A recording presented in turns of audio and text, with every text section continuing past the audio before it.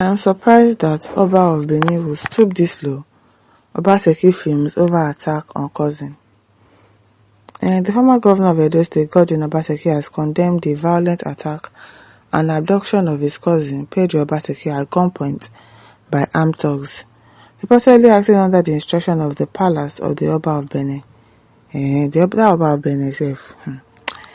Nigerian Punch reported that Pedro, a former managing director of Dark Communications and a renowned journalist, was attacked at Uwa Primary School, where he had gone to play football.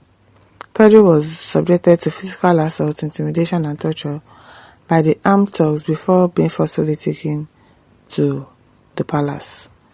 A viral video circulating on social media shows the armed thugs taking Pedro, who was already stripped of his clothing, to the palace. What did they do now? Where some palace chiefs ceremoniously received them. The suspected thugs reportedly told palace guards that they had brought an Ogun enemy of their Oba.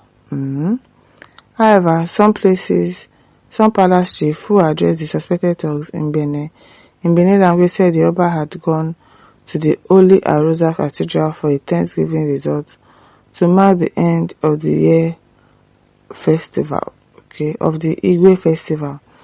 The chief later took Pedro inside the palace despite protests from the suspected thugs.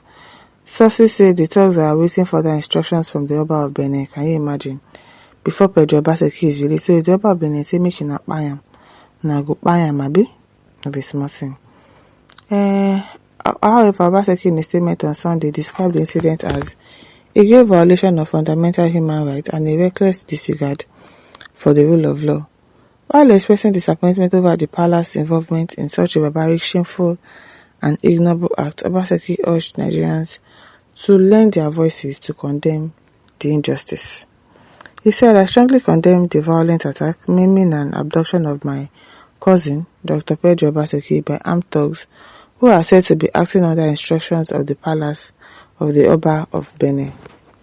I am surprised that our monarch would stoop so low and allow his hands to be soiled in such an ignoble act. This is not only embarrassing, but deeply monitoring.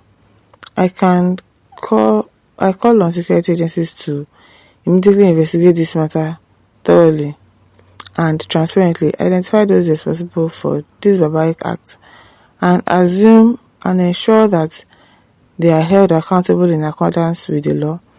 A situation where thugs and non-state actors appear to freely take the laws into their hands on behalf of high-profile individuals and those in position of authority can only result in one outcome: a degeneration into a state of anarchy, which will do no one no good.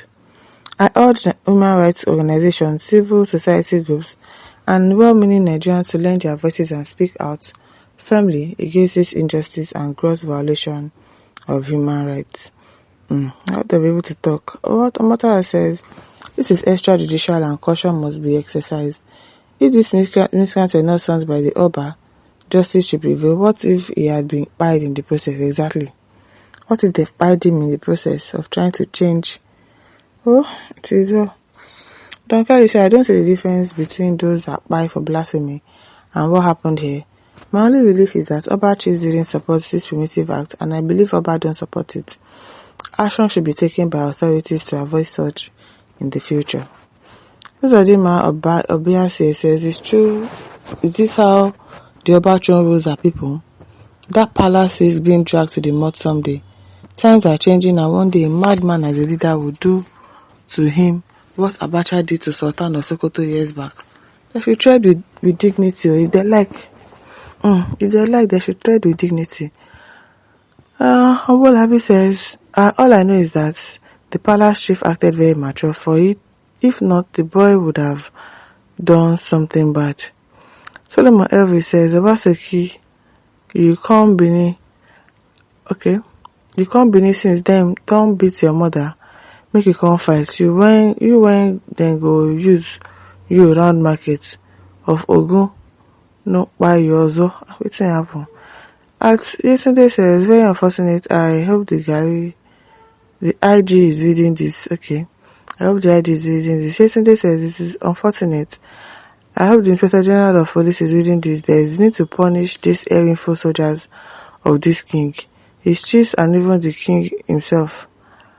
This is to every repetition of this unfortunate event and to serve as a deterrent to others. I cannot believe this can happen in Nigeria. Anything can happen now. Jacob says, though I'm not a fan of Obaseki, but what about Benin did is shameful, very shameful. Very, very shameful. You are sending talks to go and beat up somebody. What did he do to you? Look at what they have turned king whatever to in this country. It is well. As Orimai says, I watched the video and there is no way any dangerous weapon was brandished. This does not in any way justify the barbaric action of those overzealous Benin citizens. We are in a civilized era and people must behave responsibly. Also goes to Obaseki and his followers.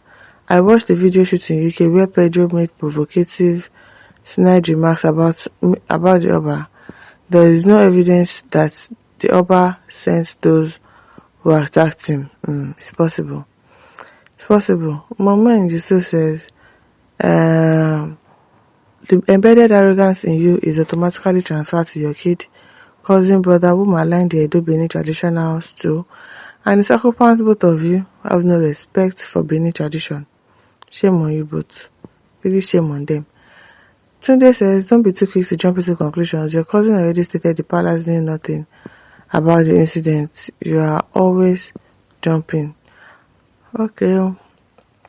Norman says, no, shame on your father. Father's house of forever. Ogyon Edo.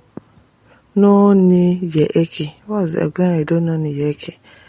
John Uyoyu says, because he's your cousin, if it were to be nobody like ordinary Nigerians, you would look away like nothing happened. He's even lucky that the boy, he's even lucky that he wasn't set ablaze. He will set ablaze.